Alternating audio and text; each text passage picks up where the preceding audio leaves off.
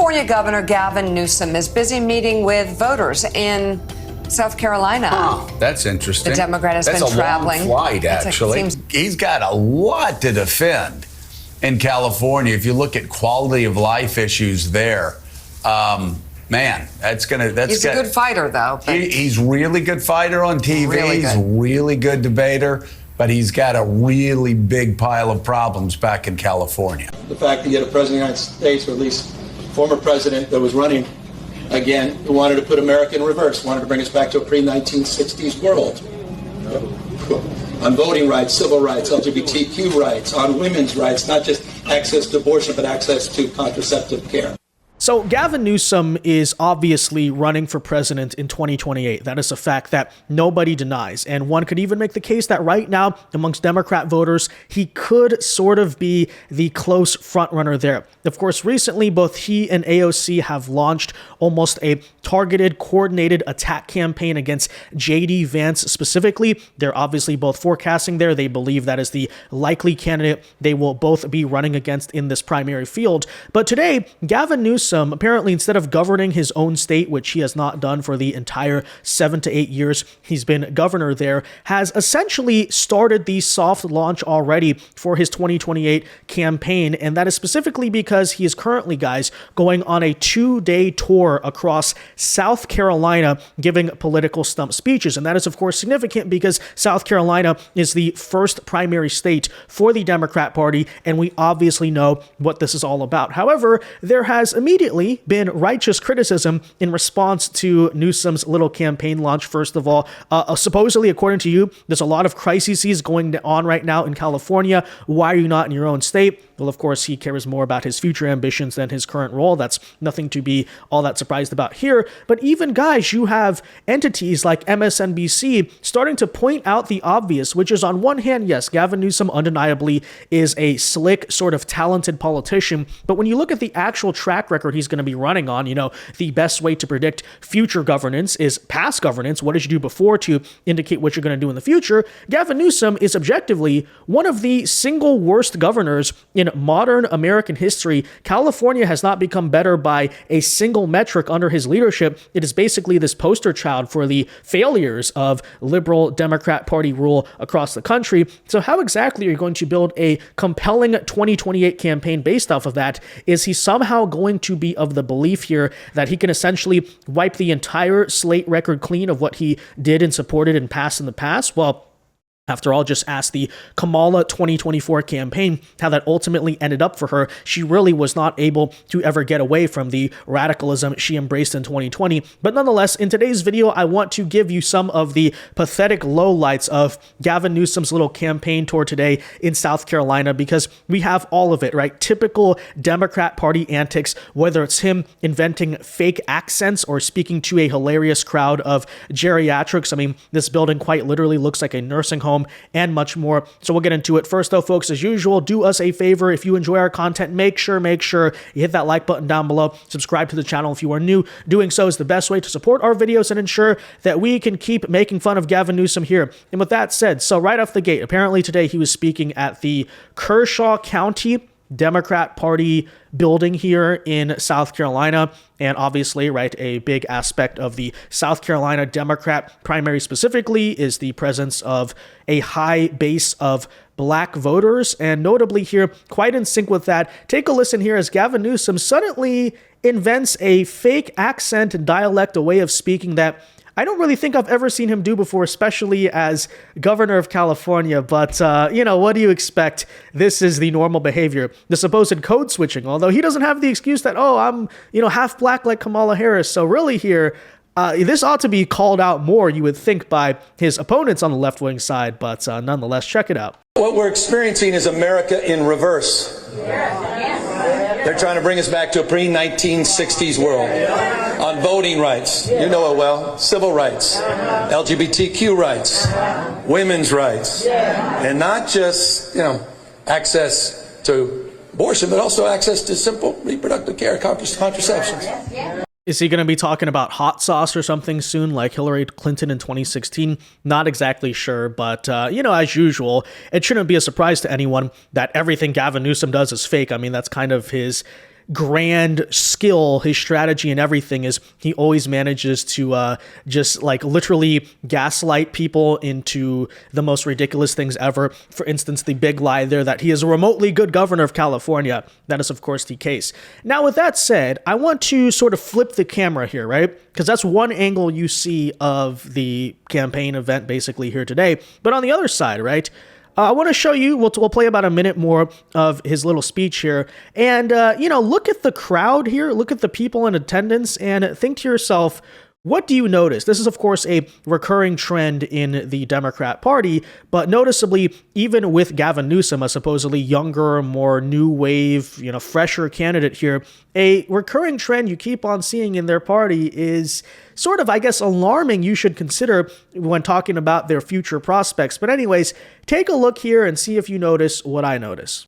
Your state, and it's been an extraordinary day, and my state of mind is filled with gratitude and appreciation, particularly for all of you showing up tonight. I mean, this was a last minute thing, and they said we'll just throw it together, but don't, we're in some rural parts of South Carolina, so don't expect many people. So you guys obviously didn't get that memo. So, I'm just deeply grateful to all of you, but I want to pick up a little bit on what the congressman said, because I was struck by what he said about the book bans. I was struck what he said about some of the challenges and struggles that he continues to face with his colleagues in Washington, D.C. But on the book bans, I think it's sort of emblematic of the moment we're in. Last year there were 4,240 books banned in the United States of America. 4,240. You can look that up. It was a banning binge the likes of which we've never experienced in the United States. There's been a cultural purge in this country. The congressman was exactly right. They tried to write out the race of Rosa Parks in the anti-woke legislation in states like Florida until they were caught doing that. One of the largest book publishers in the United States of America actually drafted that social studies book for their curriculum in Florida. Yeah, okay, so yap, talking about Florida, despite the fact that California's educational system is a complete nightmare. They're dealing with a major pension crisis. The student standards just go down and down year upon year. But whatever, that's not even the point. It's typical Gavin Newsom talk. But again, do you notice what I notice? Why are they all so freaking old, okay? And the scenery here, too, is he speaking in a nursing home? Like, it literally looks like that's what he's doing. And, of course, noticeably here, the Democrat Party, once lauded, of course, as the party of the youth, right? They're the younger, fresher party. They're not the baby boomers. They're not the geriatrics. The whole thing's full of geriatrics. What's going on here, right? Typical, of course. That is basically, by the way, what the Democrat Party has become at this point, is this weird coalition of like illegal aliens. This is their political constituency, as I so often say. Basically, illegal aliens, welfare leeches in Queens who basically just, live off the system. They fraud the system, essentially, and hence why, by the way, Democrats have such a problem with the Republicans and Trump going after waste, fraud, and abuse. But basically, the third kind of aspect of the coalition there is these geriatrics, right? These very old people who kind of watch cable news. They're gaslit by MSNBC. They heard Medicaid and thought it was Medicare because they didn't wear their hearing aid today. And so they basically think that Donald Trump's taking away the Medicare and Social Security. What's going on here, right? And I guess on some levels, just simply after being one of the most prosperous generations in American history, do not want their children to have that future. Very selfish people on some level, and naive, of course. So that's, of course, what we're dealing with here. But I mean, again, when you look at the future prospects of this party, it should not be a little concerning to the Democrats. They once made the long argument here that like the demographic trends, whether that's on ethnicity or on age as well, were going to basically doom the Republican Party. They were going to have permanent political control. And now going into 2030s, we're dealing with the opposite, right? The Democrats are literally the party of the geriatrics. I mean, just look at these people. On one hand, the younger generations are becoming way more conservative than was ever, forecasted, right? Gen Z, by some accounts, at this point in time, right, at this point in their age and history, is one of the most conservative generations in several decades here. And you look at the, for instance, census apportionment going into 2030, the future electoral map as well, where the blue states are losing population, the southern states, the red states are gaining that population. I mean, not exactly sure this is making a great case for Gavin Newsom or anyone from the Democrat Party being the true candidate of the future here, but nonetheless, there you have that. I also find it to be pretty hilarious here because you notice here, right? So the actual crowd of the event, you know, there's different people there, obviously, but it's mostly like old white people, right, in the crowd here. But Gavin Newsom, apparently, I don't know what's going on here, right? But in the front of the event, right, so he could stand behind the camera, he just takes like 4 random black people here and just has them on stage as like prop space. What is going on here, right? You know, it's like, oh, look at, he's speaking to all the black voters. He's talking like a black pastor. And then you look at the crowd, it's like almost all white. I mean, so, you know, it's normal, right? Nothing he does is ever real. But anyways, there you have it. We got one more clip here to play from this event where Gavin Newsom basically goes on to proclaim of how bad a governor he is and how horribly he failed during the California wildfire crisis, but apparently using it as a political victory of some sort. A little confusing, a little bit strange to say the least, but take a listen here. 6 months ago, yesterday, in the state of California, we had a winter wildfire. And Donald Trump, in order to celebrate the 6th anniversary, decided to send hundreds and hundreds of military troops into the park, into the playground, in the middle of the day, where kids this old had a summer camp. And the kids were taken away and hidden into the buildings as they paraded around with American flags on horseback in military garb and machine guns, all masked. Now, one arrest was made. But what he was doing, he wanted to make a point. Cruelty is the point. So as we covered, by the way, in the last video, there you have Gavin Newsom joining basically every California Democrat politician in assuming that the national populace just doesn't know about MacArthur Park or what it is. Okay, the area they're referring to here with the kids at the playground is literally one of the most dangerous places in the city. Okay, it's full of drug dealers, cracked out crazy homeless people. There's the open air fake ID market for, you know, fraudulent documents, drugs, all that stuff. And again, they're trying to frame, oh, they went into a park full of children. But anyways, there you basically have it, Gavin Newsom. And, you know, to his credit, I guess, in this regard, you'd have to imagine the people in South Carolina don't know anything about that place. And so, you know, that is, of course, how it goes.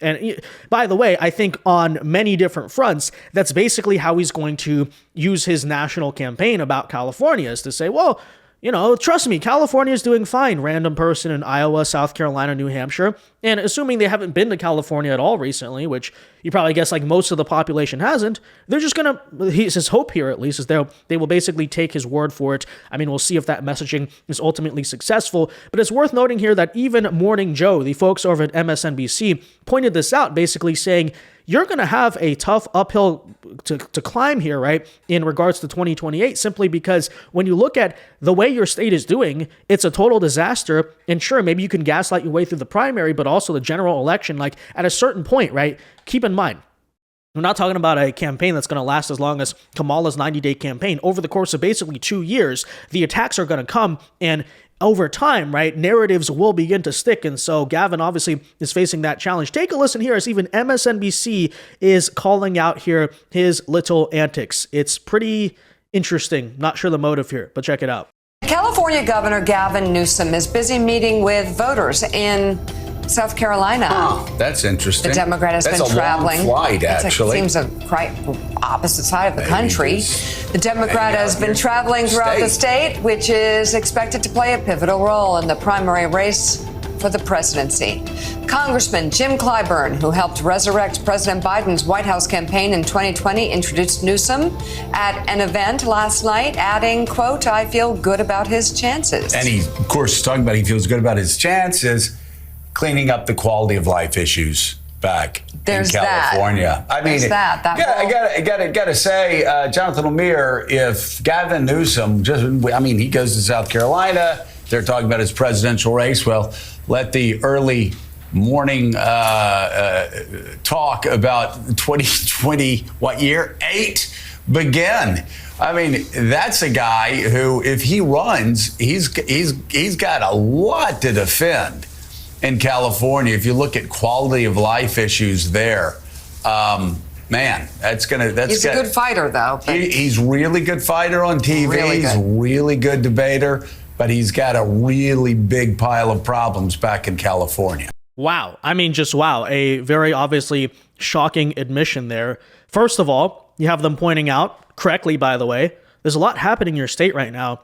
You're flying across the country to do your little campaign stop. Not a great look. But on top of that, of course, yes, a lot of issues, obviously, with California that going into 2028, they're going to have to defend. And look, this is going to be basically the make or break thing for his campaign is, can he successfully lie to the people enough to where they believe him? Can he assume that the other Democrats in the race, as well as the Republicans, obviously, in November, do not manage to convince the people of the truth enough? And that'll be, of course, something to watch. Gavin Newsom has a terrible track record in his state. More people are moving out of the state than moving into it. You have the largest discrepancy between the rich and the poor in California, despite it supposedly being this leftist utopia of equality and opportunity.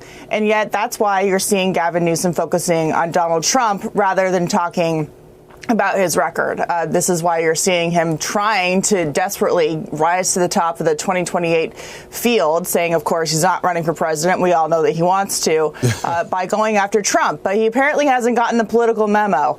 The country approves of what President Trump is doing by majorities. And if he were really smart, he would have taken the opportunity to say, you know what, I'm going to figure out where I can work with the president, especially when it comes to issues that the majority of Americans want on a national scale.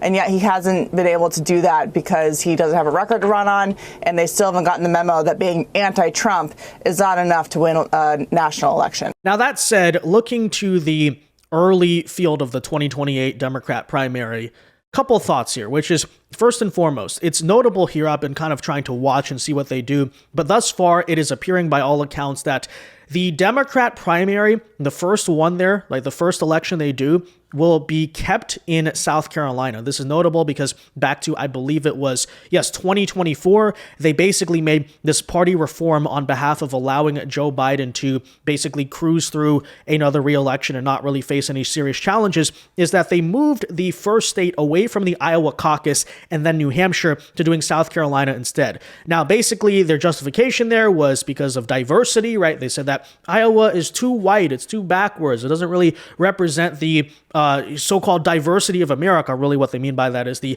Democrat Party's voter base. And so they moved it into South Carolina, where, of course, the primary voter base of the Democrats there are black voters. But the real, obviously, justification, the real reason they did that is because, generally speaking, the electorate in South Carolina has a tendency to favor the candidates of the Democratic establishment. This is a trend that goes back a very long time, but you might even think to the 2020 Democrat primary, where, if you remember there, I think Pete Buttigieg, shockingly, won the Iowa caucus. If I'm not mistaken, Bernie Sanders took New Hampshire, obviously, and Joe Biden back then was basically down and out of the race. It was just horrible for him. But what, of course, changed the game? It was South Carolina. It was the endorsement of Jim Clyburn. And so basically, now basically in a move in order to protect themselves, the Democrats moved the primary to South Carolina. Now, the big question I had is, after 2024, after you watch the insane rejection of the establishment, would the Democrats basically make the, in my opinion, actually smarter decision to say,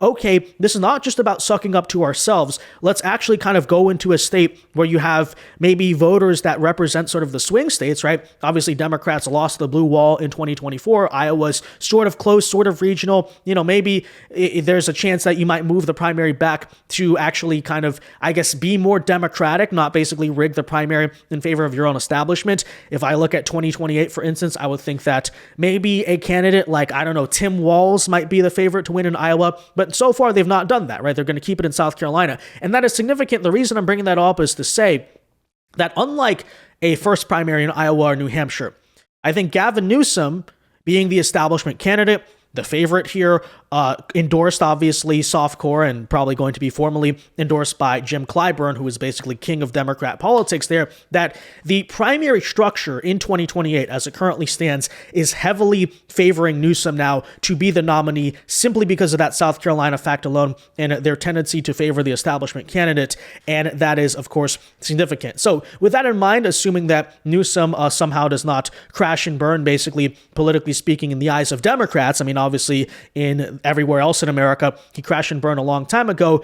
It also is an open question of how much does a threat Newsom pose in 2028? And I got to be honest, guys, maybe hot take here, but you know, I look at the way he has weaseled his way out of freaking everything, right? I actually said a couple months ago when he had the California wildfires and all that stuff going down, and then furthermore, he tried to do his little podcast with MAGA people like Charlie Kirk and Steve Bannon, and the Democrat base was tearing into him. They're calling him a traitor, all this stuff.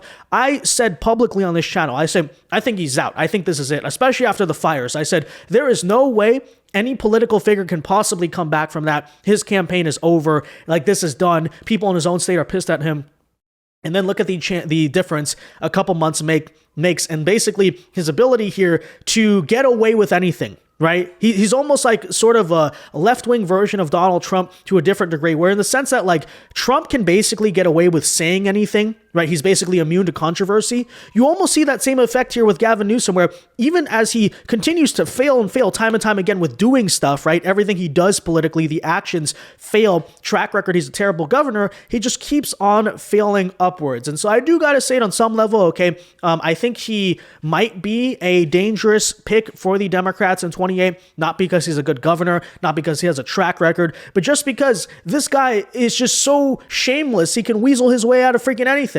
You know, but that, of course, be the narrative, the challenge here to see. And frankly, if I were the Republicans right now, I say right now, you already got to start launching the attacks mainly against Newsom, or heck, maybe wait till like 26, 27 in order to sort of keep them fresh. But still, nonetheless, at the moment, to me, it's looking like, for all the reasons I said, he likely will be the nominee there. And, well, the challenge in that election is going to be, can you pin this guy down? Can you just literally get the truth out about him, which is harder than it seems because he is just such a freaking shapeshifter. But anyways, with that said, guys, let me know your thoughts on all of this in the comment section down below. What do you think of the Newsom 2028 campaign? Do you feel it's dangerous, or are you sort of disagreeing with me there? Do you think, oh, it would be easy to beat? Let me know. Be sure to leave a like on this video, subscribe if you are new, and until next time, God bless and peace.